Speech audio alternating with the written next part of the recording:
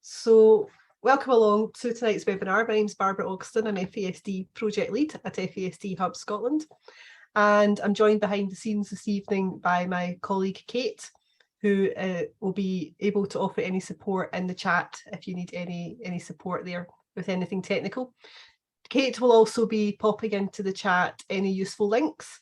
We'll give a link to Kenny's book, and we'll be telling you lots more about that this evening. And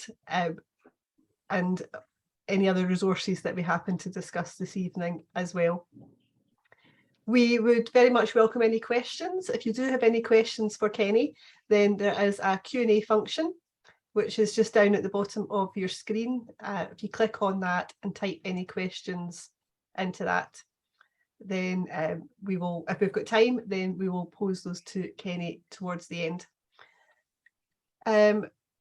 We've got somebody trying to raise their hand there. Unfortunately, I'm not able to ask people what they're trying to say, but please feel free to type in the chat and we'll be able to get it there. If the chat's not working, I'm just checking.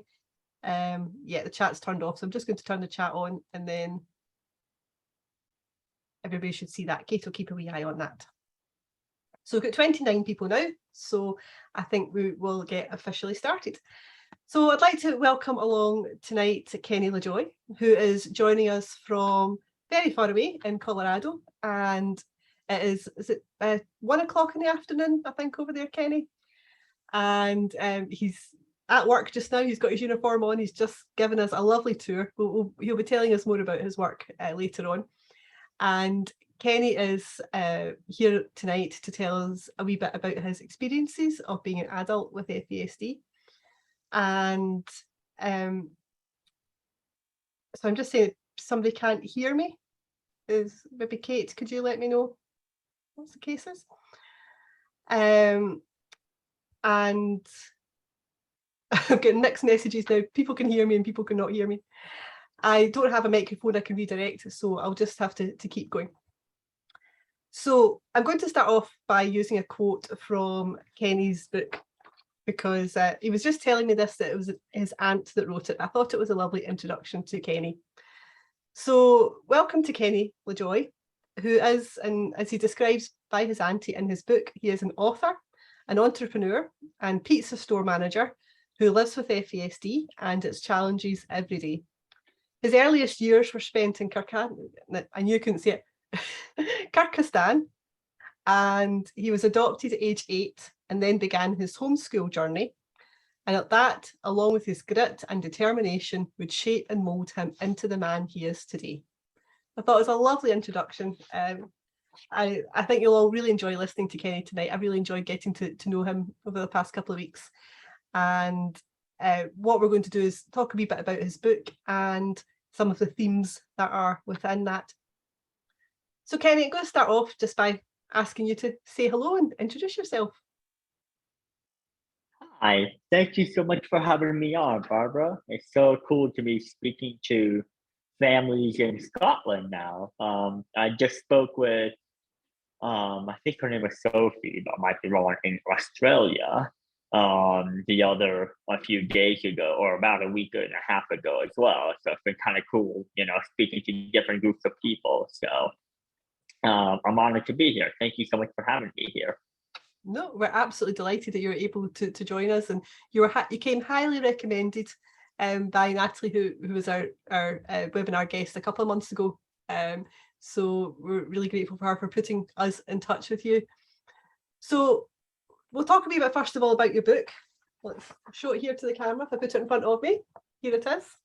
I've got one of these background ones that's hard to see. So your book's called "It's Okay to Be You: Living Well with FASD and Other Disabilities." And it's not been out very long, has it? Just a few weeks?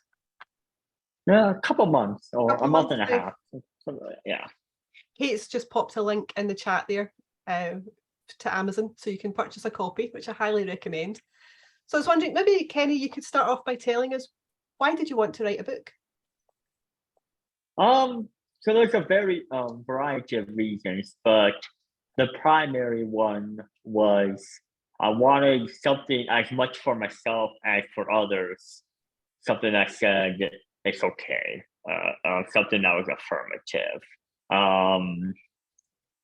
Because we can get very much, people with FAS, we can get very hyper focused on whether the positive or the negative, and we tend to lean towards the negative, I think, as most humans do. So we can look at all the bad, and I think I needed something to affirm for me that who I was, where I was in life, how it was going was okay. That I was on my own journey, my own pace, that it didn't matter if it looked a bit different. Yeah, as long as I was making progress and was happy, it didn't really matter too much. And I wanted to write the book to help myself, but also maybe help others who are also having the same feelings of that's okay. And I want that to also just go beyond just the individual with FAS, but for their families as well. Of saying, no, it's okay if our family looks a little different. It's okay if we have to make decisions that are a little different. As long as we're making progress and succeeding at our own timetable, it's okay.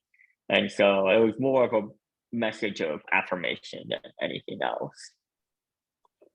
And I think it is a very affirming book. I'll just read out to people the chapter headings, because I think they tell a story in themselves. So that the chapters are called "It's Okay to Grieve," "It's Okay to be Disabled," "It's Okay to Need Others," "It's Okay if Others Don't Understand," "It's Okay to Hope and Dream," "It's Okay to Know Your Limits," "It's Okay to Need Tools and Structure," "It's Okay to Have Hard Days," "It's Okay to Be in Control," and "It's Okay to Be You." Which I think is just a lovely set. I really like the way you've structured the book, and the way the book is structured.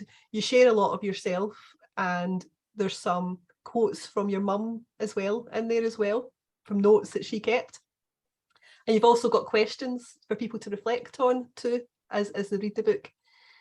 What was the experience of writing the book like for you? Did you sit down and just do it very quickly, or did it take years for you to do? So the actual writing of the book, I think, took me like, I don't know, 4 to 6 months, and it wasn't like every day I was writing. If I wrote every single day, I probably could have gotten it done in about a month and a half. But there were some pauses in the middle that I think were helpful for me. But overall, I had a goal of trying to write about a chapter a week. And I was fairly close to doing that. There were a few breaks in the middle, but overall, when I dreamt of the book, it was in my head, it was like, oh, it's okay. And then I just kind of wrote down a flurry of ideas. Oh, it's okay to be disabled. It's okay to have this. It's okay. And then I just tackled one line at a time of a concept, and then try to stretch that out into a chapter. Now, some chapters are very short, some chapters are fairly long, but overall, they hit their own points. So yeah, no, and the hardest struggle with writing and wasn't what creating the book wasn't really writing the book; it was publishing the book. So my mom and my aunt, who they're both pastors, so they're very good with writing and all of that. They edited my book and everything. Even that only took like a month and a half. And then it was just the publishing part of it. Work with Amazon, getting advertisements, getting different copies, getting artwork for the book, getting copyright. All of that stuff is what took the longest part. So I don't think I knew. I thought writing the book itself was going to be the hardest part. I was wrong. Well done for seeing it through. I'm sure a lot of people start writing books. Yeah, I would say the one who definitely got me through the most was probably Natalie. Like you mentioned, that Joni of FASD Hope. She definitely probably was the one who helped me once the book was done to getting through the hurdles of copyright and publishing and Amazon and all of that. So I'm very grateful to her. And a little bit about language. It's something that you draw attention to yourself in an author's note at the beginning of the book. And sometimes I think as professionals working in the FASD field and as parents and carers, we can get very tied up with the language that we use around FASD, and we actually use a guide, a guide that's been published to help us know what language to use. But you make a really good point about the language that you use in the book around FASD. Do you want to say a little bit more about that and why you use the language you do? Yeah. Like I fully understand the concept of using people first language, and I honor that. I think that's important. But part of my journey towards acceptance was accepting and I think people with FASD need to have things that feel very concrete, and so putting it in a very vague way about having disabilities doesn't help them. So having it in a very clear and concise way that yes, I am disabled. That is a part of me. That is a forever part of me, and you can't really work or will yourself out of that. And so in my book, I very much use the language of disability, the language of, yes, I am this. That's not all that I am. I make that very clear that we are more than our disabilities, but that our disabilities are very much part of who we are. And that for me, it's more comfortable using that language of, I am disabled.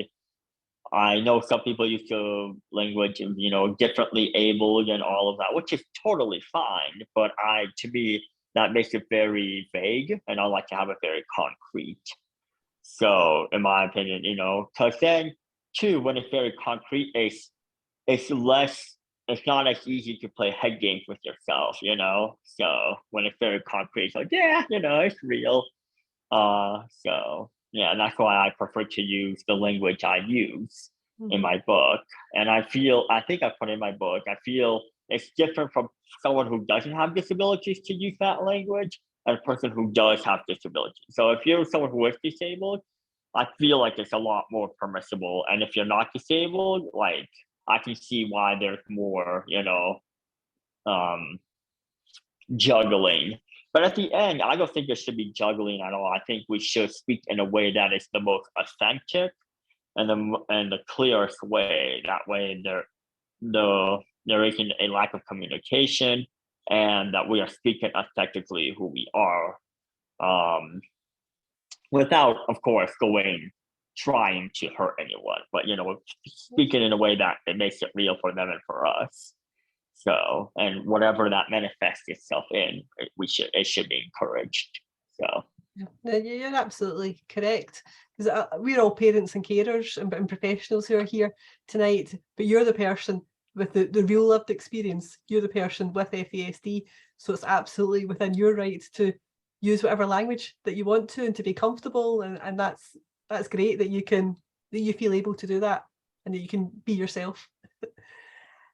So moving on to think a wee bit about the sort of contents of your book. You talk a lot about grief and loss. That's how the book starts, and coming to terms with having a disability. And you share in your book some of the journey of maybe what you feel you missed out on because of your disability, maybe what you sort of loss of dreams as well. Could you maybe talk a wee bit about that journey to acceptance that you went on? Yeah, no, it was a long one, and I won't ever claim to be like I'm fully arrived, because I don't know if one does 100% arrive, but I've come to a good place with it. I will say that. At least I feel in a good place with it. No, it was pretty difficult at first. You had to reimagine your whole future, and I'll still say, like, I'm still struggling to imagine the whole future the way it is. I found one of the key things for me has been enjoying living in the moment instead of overthinking about the future. Like, oh my God, my future's so different. It's like, well, yeah, but what does it mean for your everyday life right now? Tackling that first. And I feel like I've tackled that fairly well, where day-to-day living, while not like a jump and a skip, is easier than it used to be, because I'm using certain tools, certain structures, and all of that.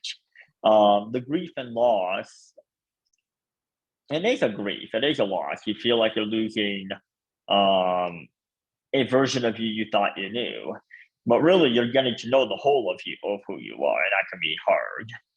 You're not losing something because you never, and this sounds very harsh, and it's something I had to learn. It's like I wasn't really losing a future because I never had it in that sense. You know, like yeah, I couldn't just assume that, oh, if I didn't have this disability, this would automatically happen. There's a lot of people who don't have disability or who are neurotypical, who what dreams they had at 8 years old are very different from what they have at 18 years old or 28 years old. So whether you have disabilities or not, the future that you imagine is never yours until it's fully realized. It's something that you work towards. And it sometimes changes for good or for better. So the idea that your disabilities rob you of a certain future is, at least I've learned, to be silly. Whether I have disability or not, that future is something that is only in imagination. You have to work towards what you want. And so valuing that, understanding, first of all, okay, I've lost aspects of things, but have not lost everything. I still have my family. I still have my life. I still have the things around me. And then what can I do with what I still have, and what can I aim for? That's, I think, it's reorienting away from purely, at least for me, what got over grief was orienting myself away from seeing what I've lost and seeing to what I still have and what I still can do. So. And you're in a good place just now. You've just, before everybody joined, you gave us a little tour of where you actually are just now. Yeah. Do you want to show your t-shirt? Yes. Yeah. You've got your uniform on there. Do you want to tell us a bit about your job and how that came about and the difference that's made to you? Yeah. So my job, I actually founded it with my family, my mom, my two sisters, and I, and my dad. We founded it 3 years ago, a little over 3 years ago. It was built to help work with my disabilities and with my sister's disabilities, because they also are FASD affected. And then what I did, so we ran it for about 3 years, and then they wanted to leave for their own reasons, and so now I'm running it by myself. And I could not have imagined running a business by myself 3 years ago. That just would have been way too much and beyond my limits that I had then. But because of those 3 years of working hard and really working hard on my skills and stuff, I got to the point where, for the most part, I can run this place by myself. My dad still helps me because he still is involved in owning his own business, so he helps me with mine sometimes. But overall, I run this place by myself, and there is one of the things that's nice about Buckaroos and owning your business is, no matter how bad of a day you have, there's no threat of being fired. That's very true. Right. So I'm not, I'm not going to have my boss tell me I'm fired because I'm my boss. So that's kind of nice. So that's kind of, and most I think I would always have a good day if I was working in a place that sold pizza and ice cream. Right? That too. I think that's one of the things that's really helped me actually lately is taking joy or squeezing joy out of every moment, out of everything, no matter good or bad. I feel in the last 3 years it's been hard. It's been good and bad, especially with the pandemic, but finding those little bits of joy. So even in a game that's a little frustrating or slow, there's still ways you can find joy. And joy is not something that is only for neurotypical people. You can find joy no matter where you are, under whatever circumstances you are in. And I feel like that's something that cannot be robbed from you. That's not something you've lost because you have disabilities. It's just rethinking about it. And I found a lot of joy in my job. I'm not saying everything is great, you know, when I'm washing dishes, I'm not like, oh my God, this is the best thing in the world. But I'm also thinking, wow, I could be out there in the snow, or I could be doing something worse, you know? So, you know, so just reorienting your thinking. So, Yeah. And I think what one quote from that part of your book, I think kind of sums it up. And that is, your disabilities are not the sum of who you are in the world. mhm. I think Yeah, everything you've said has demonstrated that. I think, yeah, you're really affirming in what you're saying, that, you know, it's not, the FASD is not the end of the world. People with yeah, FASD can achieve amazing things. They can have great joy and go on to lead really independent and fulfilling lives, such as you are as well. There was a, moving on a wee bit, I just want to read another quote from your book. mhm. Let me just find the page here. It's about hope. It says here, it's, when you struggle to grab hold of hope, lean on the hope of others. When hope eluded me, my mom's hopes in me and my future kept me going and believing in myself. This hope wasn't about believing in the unreal or hoping that somehow my disabilities would go away so that I would live a perfectly normal life. This hope was about me still being able to find purpose and be able to get to live out a life of meaning. I think that's lovely, just that you're able to identify that and see that the hope is not lost when you're an individual with FASD, or if you're parenting an individual with FASD. There's a lot of hope there, and when sometimes that hope, you don't see it, then you can rely on other people's hope instead, like your mum's hope, as you said there. Yeah. Parents and carers, that's something that we need to remember as well, that we can lean in on the hope of others. And thinking about how others support us, who's been there for you? Who's been the people that have helped you and supported you as you've grown? Yeah, I would say foremost has been my mom. She's been willing to, like, you know, she took me out of school because she knew that I was failing, and dedicated, you know, over a decade of homeschooling me to make sure I would succeed, and not just with me, but with all my siblings. Um, so, and then she still helps me to this day, not as proactive. Well, I can't say proactively is not the right word. Not as directly as she used to, because I'm more grown now. But she still, you know, texts me and all of that stuff to help me indirectly and all of that. Of course, right now the one who's helping me the most direct way is my dad, because he and I are in the same place or in the same store. He runs his side of the store, I run my side, so he's able to help me in the most direct way possible. It's really just been my family. It's been my rock for the longest time. I also have a couple of friends who definitely been very helpful as well. So to make me feel like I'm not just, you know, stuck at home and all that. So yeah, no, it's been there's key people in all our lives that help us get through the hardest times.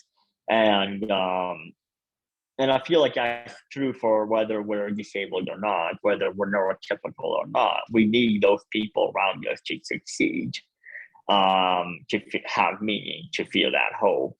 And so my family has been the foremost force in my life that has helped me keep a steady line. No matter if I had a good day or bad day, I could always rely on them. So. I'm just going to read another quote from your book here, which is about your mom. There's the other affirming relationship in my life is with my mom. She is the only person who knows me better than I know myself. I'm not sure if that is a gift with all moms or if mine is unique. Either way, it has been a blessing and a curse. When I doubted myself, she would be there to fill me up. When I wanted to quit, she would push me to keep going or find another way. When I stopped dreaming and hoping, she would carry out those dreams and hopes in her heart and seek ways I could still live into them. While a relationship isn't always perfect, it is real and deep. My pain was her pain. My loss was her loss. My silent tears were her silent tears.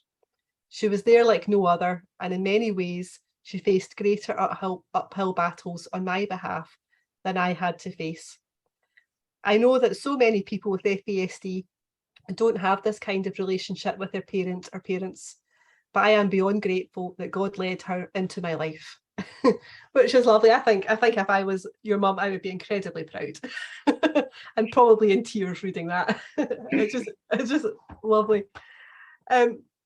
So you're talking there about how people support you, and you speak in your book about interdependence and how you define in the book. Well, maybe you want to define what you mean by interdependence in the book. Yeah. So I would say, I think at least for me, I don't know about statistics. Like, I know some statistics, but I'm not going to say I'm an expert or anything. But for me, from my experience and from knowing other FAS people, the number one reason, in my opinion, that people with FASD fail is that they become antagonistic, or that they see their parents as their enemies or as their limiters. I could not have survived or done as well or be where I am today without my parents. That's not to say that my parents did everything for me, but it's working with them that I have gone this far.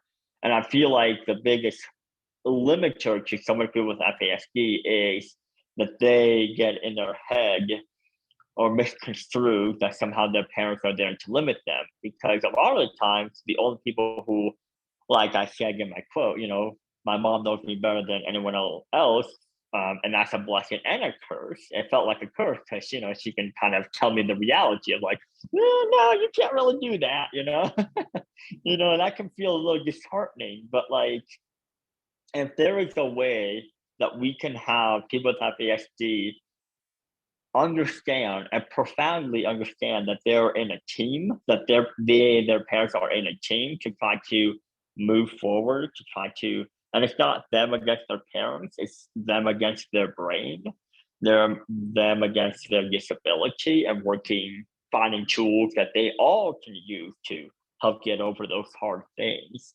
I think that would profoundly change how FAS people live in the world and how their parents live as well. And so for that interdependence aspect of it, is we feel that we are wholly dependent on people, and that doesn't feel good. All people, no matter whether they're neurotypical or not, want to feel like they're contributing, want to feel like they have a sense of independence. There's nothing wrong with that. But too often we believe that there is only dependent or independence. And we don't understand that the whole world works on interdependence. The water cycle works on rain to the lakes, to the rivers, to the ocean, and back to the rains. Our economies work all because they're interdependent on each other. The way we even eat, it's dependent on the farmer who's doing this. I wouldn't call someone who went to the grocery store and bought their food a moocher, but yeah, at the same time, they're gonna grow that plant, they're gonna break it off, they're gonna grind their own wheat, all of that. So we are all interdependent, and moving away from the idea of shame around being a little bit more independent. I think all it is FAS people might be more obviously interdependent, but framing it or reframing it as we're all interdependent is just there's a little bit different degrees. But like, everyone relies on everyone for something in some areas.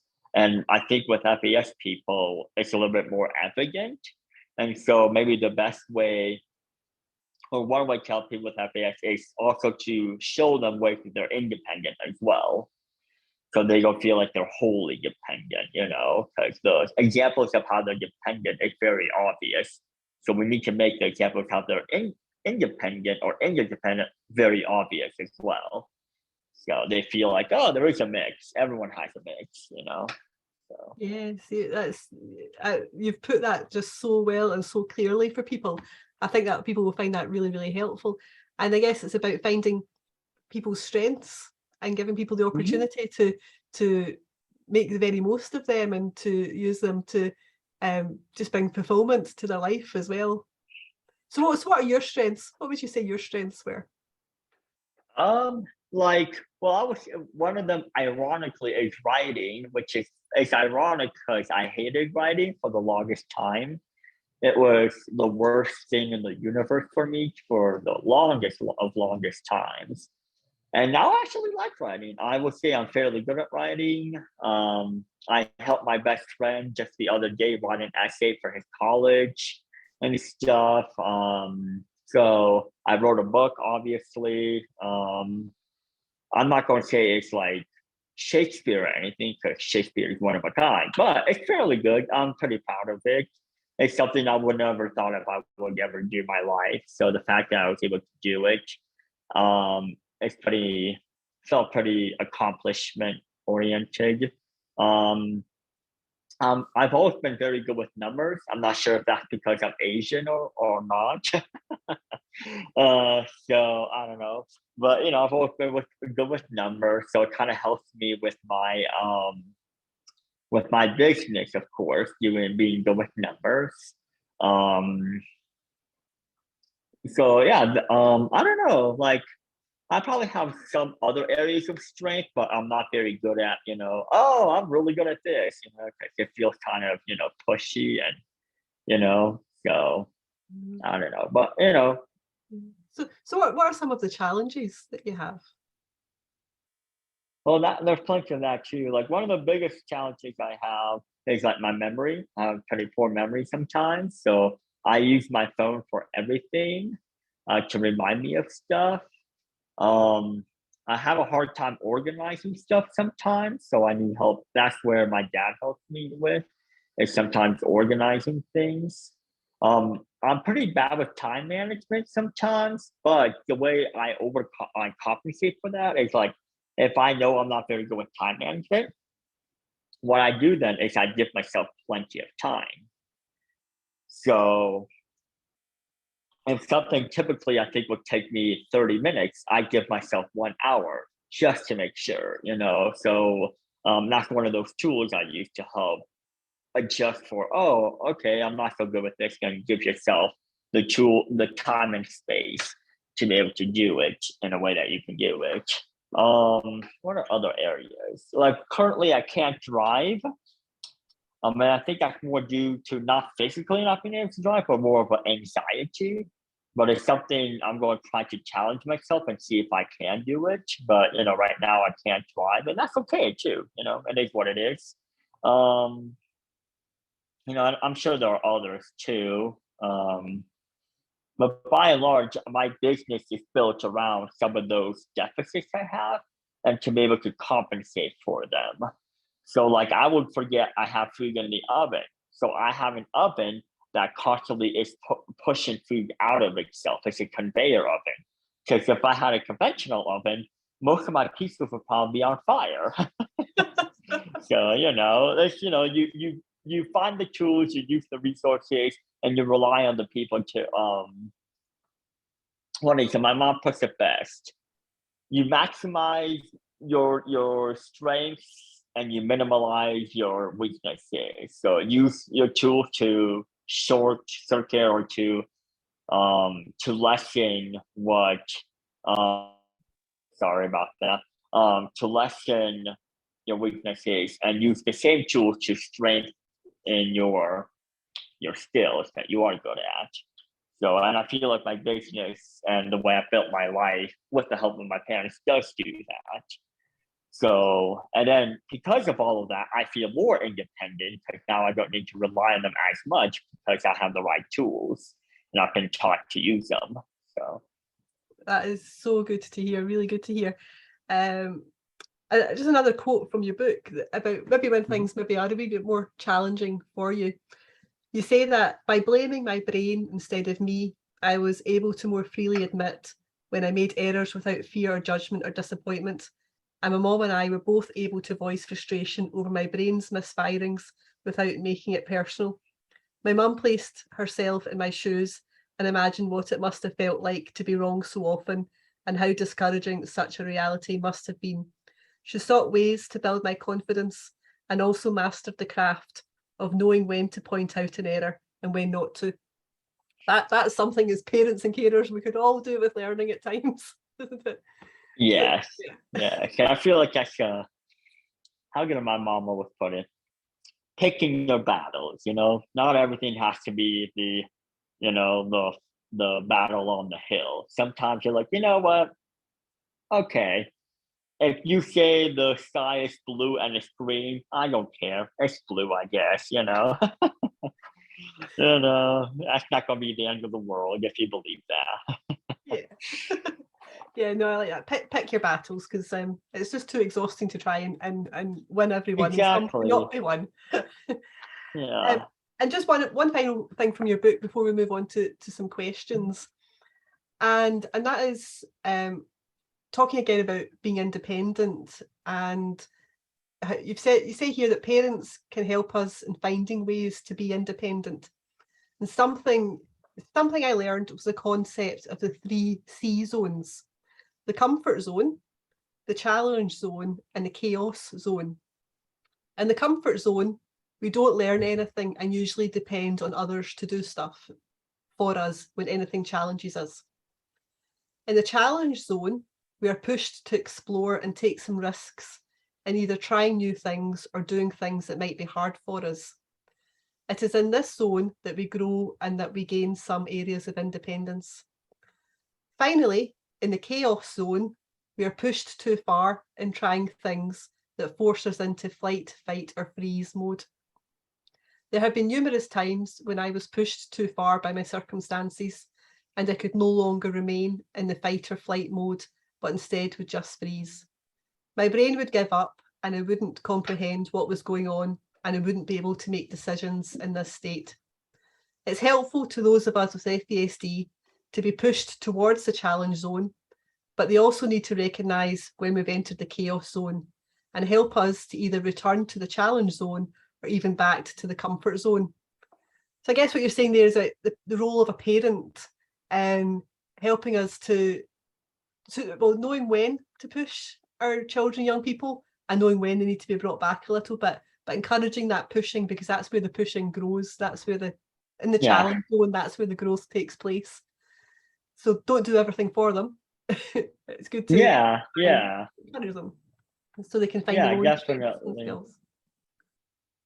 Yeah, I would say with that, it's kind of like imagining 3 circles and all the circles are inside. So in the middle is the comfort zone, the middle ring is the challenge zone, and the outer zone or the abyss is the chaos zone. And I would say I think most people, we try to live by default in the comfort zone, doing our regular routine. People who are healthier try to, not always, but regularly enter the challenge zone to keep pushing themselves. And the challenge zone, all that means is you know where your limits are and you're challenging them a little bit to move a little bit further. You're not challenging all of your limits, you're just challenging an aspect of one of your limits and see, oh, can I push that limit a little further? I know I've got this much, can I make it this much? And then can I make it this much? And to the point where it's like this much, or went from this much to being this much. But it's always there, there's always a limit somewhere. And when you go way beyond it, that's when you enter the chaos zone. Like one of them was, now this was more about just discipline as well, but I was talking to them, oh, I can swim. And she's like, no, you can't. But, she's like, okay, if you can swim, but she threw me, or not threw me, but she let me jump into a deep end of the pool. And of course, I immediately found out I can't swim. That one, so she let me, she let me in the water for like 10 seconds of like struggling, and then she pulled me out. She's like, can you still swim? And then, so that was a bit of a tad dose of the chaos zone. So a tad touch of the chaos zone can kind of humble us if we're a little too proud, a little chaos can humble us. But, then I took swimming lessons, which put me in the challenge zone to, take my swimming skills from 0 to like 1 or 2. So, yeah. And I would say this is true for all people. We all have an area that's comfort. We all have areas that are challenge. That we all have areas that are just, we think, oh, I'm just, that's chaos. I don't know how to do it. There's no way I can do it. And if I'm faced to do it, I'll just shut down or I'll just quit or whatever.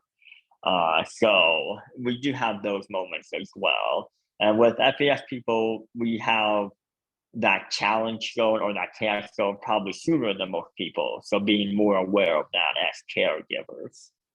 So. Thank you so much. That is a really good example, the swimming and the swimming lessons. I'm going to remember that. It's a really good example.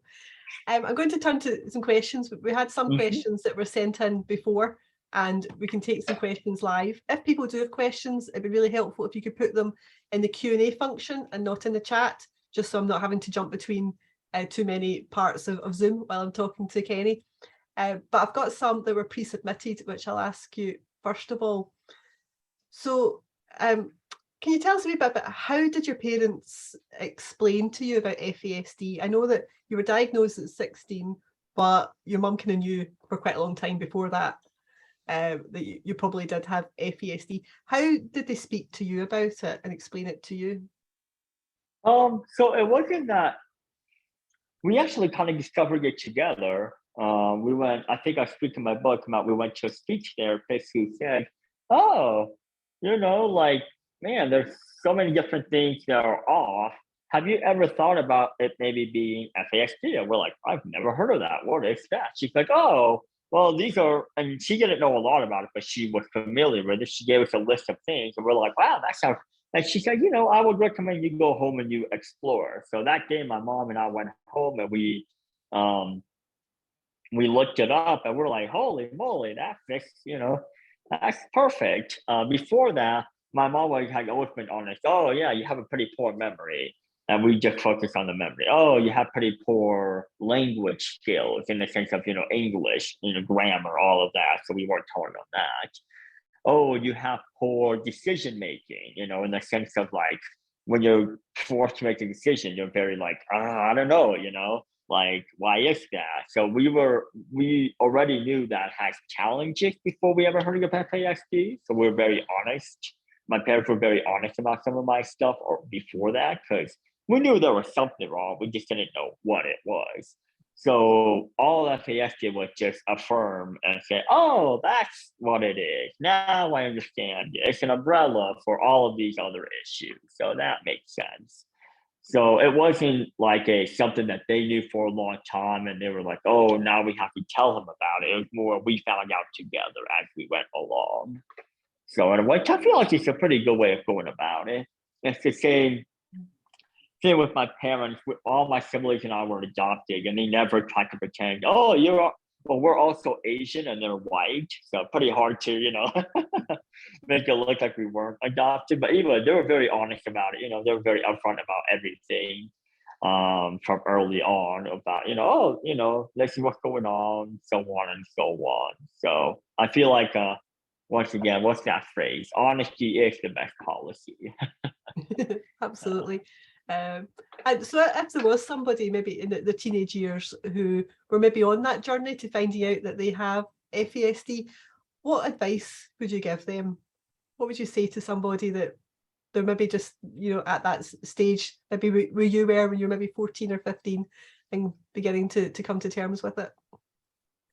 Yeah, it's a confluence of feelings. One of the feelings is relief, because now you feel like, oh God, I'm believed. I do have a problem. There is something there. It's not just me being dumb. There's a real issue here. And then after that feeling of somewhat relief, there's also a feeling of like, oh God, what does this actually mean though? How will this actually affect my life? And then to some people, and it depends on who you are as a person and what your parents will do too, is they kind of give up with it. They're like, oh, this is what I have, and I'll use it as an excuse forever. Oh, I can't do it because FASD. And while others see it as more of a challenge, I'm like, oh, now I know what to work on so much. With me, it was kind of a mixture of things. There were like times where I felt very defeatist, and I was like, I can't make any progress. It's useless to do so. And other days I would feel, oh, I can really do it. Let's really try to grow some. So, it's not, you don't expect that. You don't expect FAS people just to have one set of mind, either defeatist or overcoming spirit. We ebb and flow, and that's part of that depression and part of that acceptance process. There's parts of the journey that we're like, yeah, okay, come on, let's work with it. And other parts where it's like, nah, I give up. It's not worth it, and it's helping through that. The best advice I would give to someone young, I don't know, there'll be several. One of them is like, it's so cliche, but don't give up. Another one is, you haven't lost anything yet. Whatever you think you have lost, once again, it sounds harsh. You never had in the first place. Like I give like, oh, I know I was going to be a famous basketball player. No, you weren't. Like that's something you feel, but it's not something you tangibly have yet. And nobody has robbed you of that, including your disability. It maybe have changed it, but it's not robbed you of said future. Everything that we do has to be worked for. And with FASD, all that means it has to be worked for harder, or we have to reimagine how we view that future. And I think the number one advice for me is people with FASD, I find can be very extreme. They either have all of it or they have none of it. There's no compromise. And so getting to the point where it's like, okay, well, I can't be the big surgeon I thought I could be, but maybe I could be a nurse. Maybe I can do other stuff if I really want to work in the medical field. Or, oh, I can't be, I don't know, like I want to be a pastor for the longest time. Running an actual church takes a lot of administrative work, a lot of organizing. I'm very bad at organizing. So I had to reimagine, all right, well, being a pastor is really about serving God. So what other ways can I serve God? And it's getting away. And when I was young, I was very much of a, oh, if I can't have that future, then it's just not worth it. I'm not going to do anything, and my life is devoid of meaning. Now it's more of, like I can't serve God in that way, in the way that I wanted to, but I can serve God in a different way. And as the Gospels say, the eye cannot tell the ear, oh, you're useless, and the foot cannot tell the hand, oh, you're useless. We all are a part of it. We're all useful in our own way. And in a more secular way, we all have something to offer, and it's reimagining what that means. And just because you're reimagining does not make it somehow less than, because I think we all have to reimagine what we thought we would do one day. And that's not limited to people with FASD or people with disabilities. Everyone has to reimagine what their future. Well, like my dad, he thought he might have been like the CEO of this, or maybe not CEO, but one of the top people in his firm when he was young at this pest control company. But he kind of did some things that, what was not some of his bosses weren't very happy with. So they made sure he never moved up in the ladder. So he had to reimagine his own future and found out, oh, the best way I can run a business is by owning it myself. So he left and founded his own business. But once again, that wasn't what he originally imagined for himself, but he had to reimagine and see something different. And in many ways, in my opinion, it turned out better than what he had imagined, first of all. So that reimagining process is not it's something when I was young, I thought I was settling less than for, or something I was settling for less. But just because you're reimagining does not mean you're settling for less. It means that you are factoring everything now. And because you have factored all the different variables, it means there's a different conclusion. But we have to do that reevaluation or reimagining several times in our lifetime, no matter, it could be as simple as, oh no, the economy has really turned. My cake business cannot thrive in that. I need to reimagine it, So, it's not a, you're not a coward or loser or less than because you have to reimagine. You're just a normal human being who has now realized, oh, I have FASD. How will that affect my future plans? Oh, it does affect it, but it doesn't affect it for worse. It just makes it different, and that's okay. So That's it's okay. It is, and I think that is just so insightful. I think that's going to ring a lot of bells with a lot of people watching tonight about sometimes how we do, even if we don't have FASD, it's the same for every single person. Sometimes we have to reimagine our future. It's maybe not going to be the way that we expect it to be, but it might turn out an awful lot better than we could possibly imagine. Yeah, exactly. I'm just going to have a little. I've got an interesting question here before I have a look at what's in the Q&A here. We are due to finish at 8, but we can go on a little bit later because Kenny's the boss and he's the boss of the pizza shop, so he says that's okay. But we will finish not far after 8. So an interesting question. Thought, are you really open about the fact that you have FASD? Do you tell people up front, or do you wait a little while and then tell people, or do you not tell people at all? So I kind of see it with any other identity. Like if you have, I don't know. No, I don't go around saying, "Oh, I have FASD," because I don't find that's at least as a first thing to get to know me. I'm not like, "Hi, my name is LaJoy and I have FASD." I don't do that. I don't see. It's the same fact that like some of my friends who are like gay, they say, "Oh, like, oh, I'm gay and I'm whatever." I say, "No, you don't do that." And just because you're not doing that doesn't mean you deny that part of yourself. It just means it's not the first thing that you want people to know, because it's not the whole of who you are. I don't want to be defined by one aspect of who I am.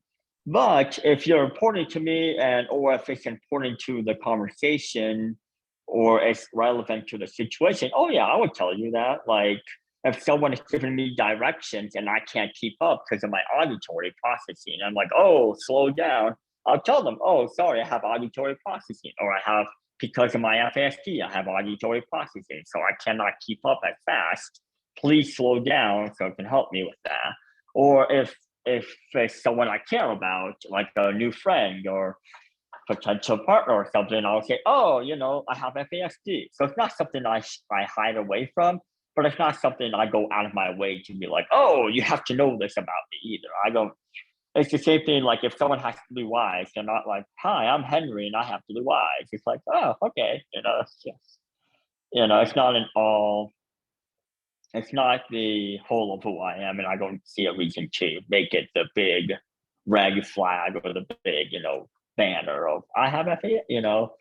But I don't think that makes me deny it. It just makes me realize it's only one aspect of who I am. So.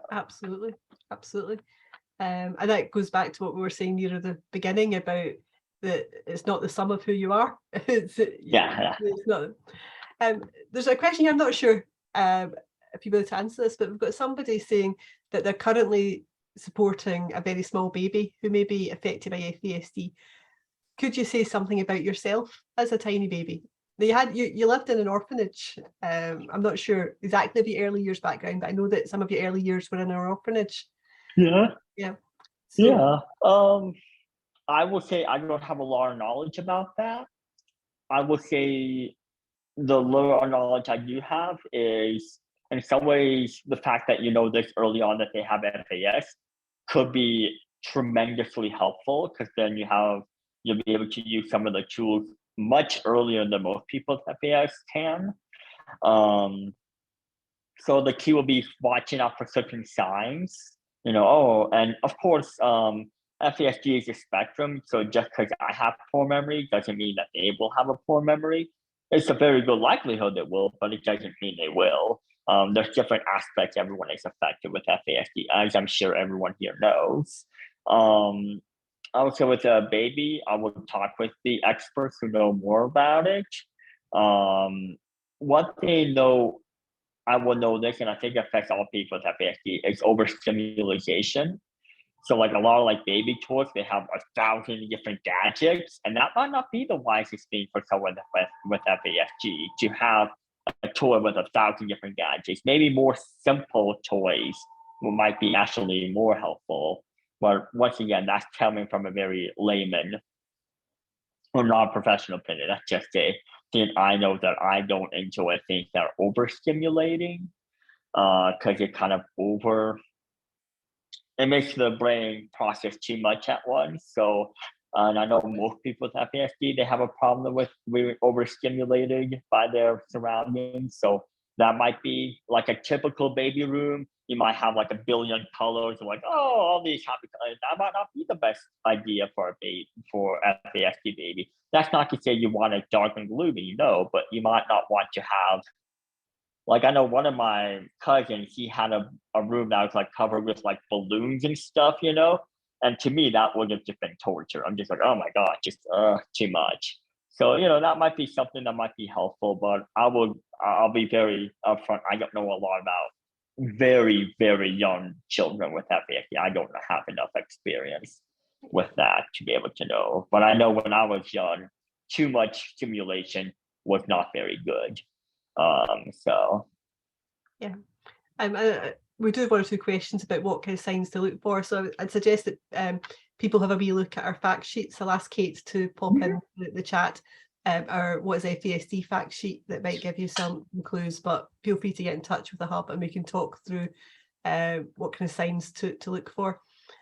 We've got one more question, unless anybody would like to pop in anything else in the Q&A. And that is that you talk of interdependence. How does that affect your independence? It's a tricky question. You talk of interdependence. How does that affect your independence? So I guess would you say that interdependence was a positive thing? It was providing scaffolding around your life, or do sometimes you feel that it holds you back? So there are some days I think I feel like it holds me back when I'm just having a bad day. But overall, I know intellectually it's the very reason I'm independent at all is because of those structures. Like it's the same thing as like having and this might be a dumb example, but like having like a life jacket on, you're like, oh no, it's limiting me from not being able to explore the water, but it's also limiting you from drowning too. So I love you that. Gotta think like that. Such a good analogy. Right. So yes, it's not letting you go into the water very well, but the whole its job is to stop you from doing that. I will say there are some realities, like I will never want to live by myself. I don't think I would succeed doing that. So even if like something would happen to my parents, I'll probably just go with one of my siblings. Who knows which one of them would be willing, but whatever. I could come to that when I get there. But driving, like that's an area that right now I'm wholly reliant on my family to help me with. I'm hoping to maybe work on that to where I can at least drive in a small town.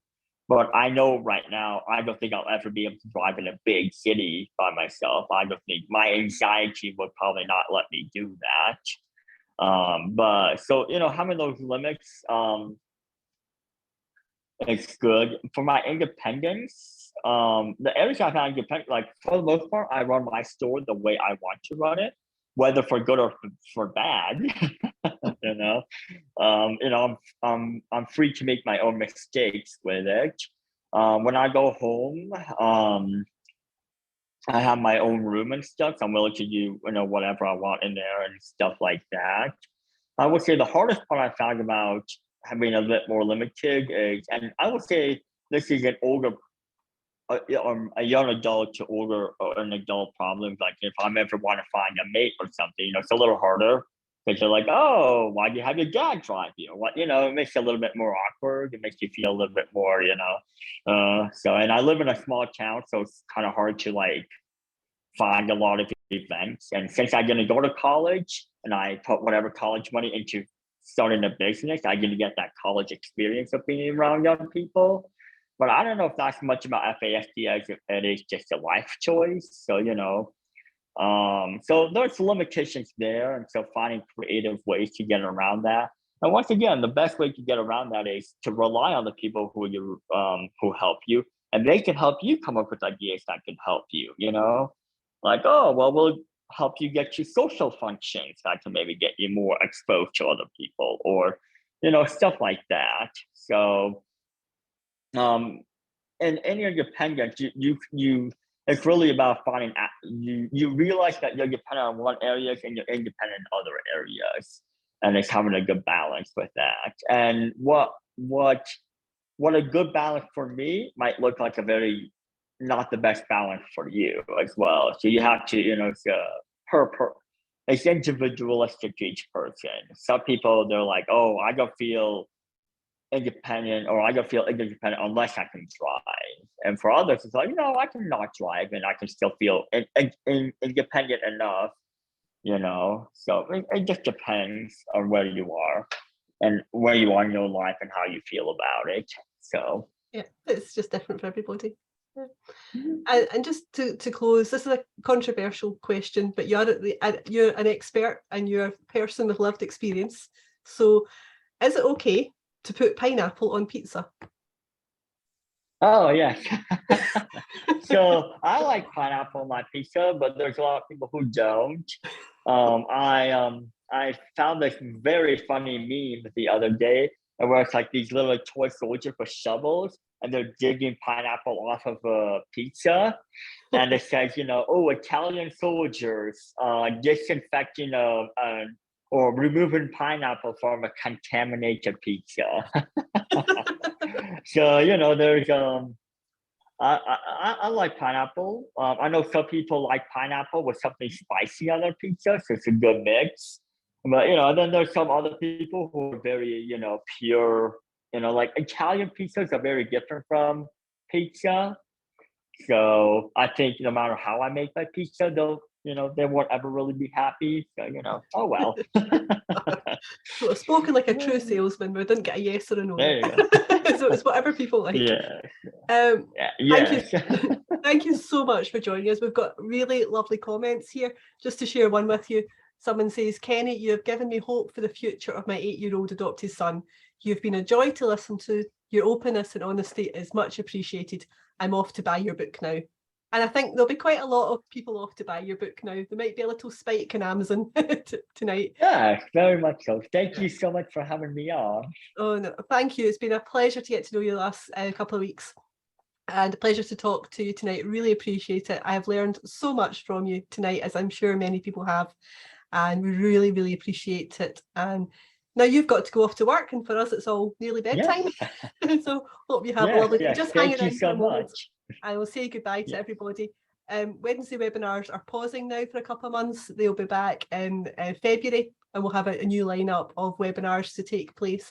We'll send you a little link out tonight or tomorrow asking for some feedback about this event. It would be great if you could share that.